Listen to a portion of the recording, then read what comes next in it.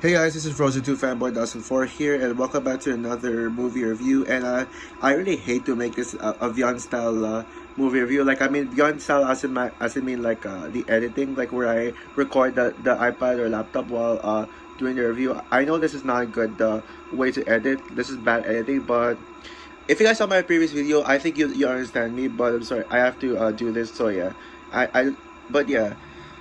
Yeah, no intro this time actually. This is just a straight up review. So yeah, as you as you guys know, Rings of Power, Lord of the Rings: Rings of Power, a series at Amazon Prime comes out this Friday, and I'm so hyped for it. And so I wanted to revisit the Middle Earth trilogy. I was actually going to be revisiting the Lord of the Rings trilogy, but since well, for a bunch of reasons, like I saw the trilogy recently rewatched. I mean, a couple of months before I started making videos, and I haven't really revisited this trilogy in a while. I think I rewatched this trilogy back in 2020 if I remember correctly. But I feel like I just needed to refresh my thoughts on this. These While the Lord of the Rings trilogy, I'm very sure on what my verdict on the trilogy is. But I'm planning to review the Lord of the Rings trilogy leading up to the Rings of Power finale this October. So yeah, don't worry guys, I'll get to that. But now let's take a look at the Hobbit trilogy. So yeah, the Hobbit trilogy is the prequel trilogy to the Lord of the Rings, and directed by Peter Jackson, stars Bilbo.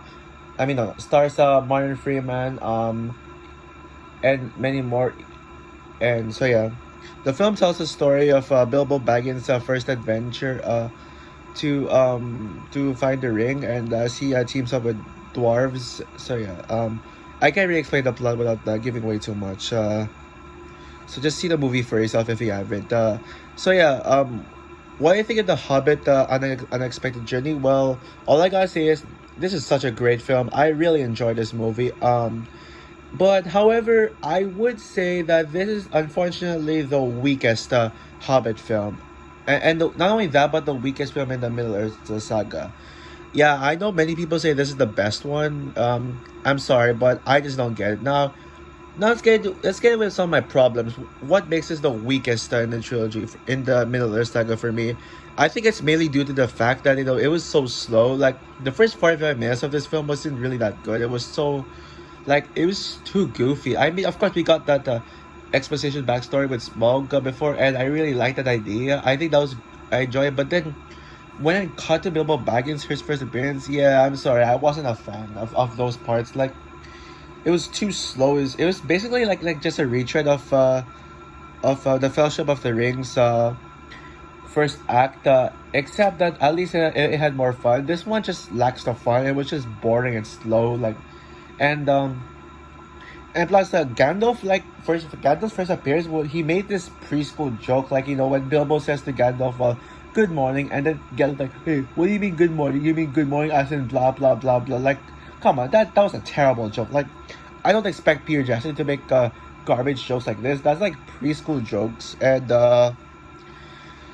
And yeah, and then we got these dwarves who are just partying, getting drunk, and it feels so weird. I mean, Lord of the Rings does have a bunch of scenes with seeing dwarves drinking and stuff, but I mean, these dwarves, they look like retards. Like, they're just so annoying, and yeah, just messing up Bilbo's house and pissing off Bilbo. That doesn't appeal to me at all. And and yeah, this is a pretty slow movie. I mean, even when they start going on an adventure after 4 or 5 minutes, I still kind of felt bored. Like, it does get adventures, but I still don't feel the magic yet. And then there was a scene with the giant trolls cooking the Hobbit, the main characters, and I just don't buy that scene at all.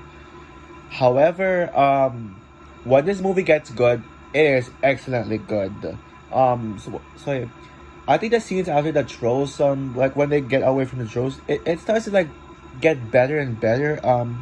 And it starts to pick up, and oh, actually this movie started to get good. And the scene when they reach the scene when they meet Saruman and Galadriel, that's when the movie becomes excellent. And from that scene until the end, I really enjoyed this movie, and I think it is excellent, especially with the third act. The second act is pretty much like it starts off as bad and then it goes good, but the third act is pretty much like the two is almost as good as the Lord of the Rings trilogy. Like I really enjoyed the third act. I loved it actually. So like the third act there is basically when they go to this cave of more fighting more giant trolls, and then Bilbo meets Gollum, which I think is my favorite scene in this entire Hobbit trilogy. Well, alongside a sturdy scene from alongside the opening scene from Battle of the Five Armies.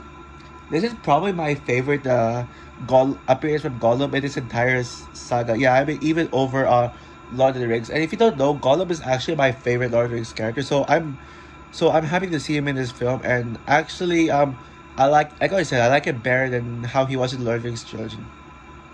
Yeah, seriously, Bilbo meets Gollum, and then Gollum is like has his ring on, and then he like plays some riddles with Bilbo, and stuff like that, and then Bilbo steals Gollum's ring, and then escapes, and then Gollum gets pissed off and chases Bilbo. That was easily like the best part of the film, in my opinion.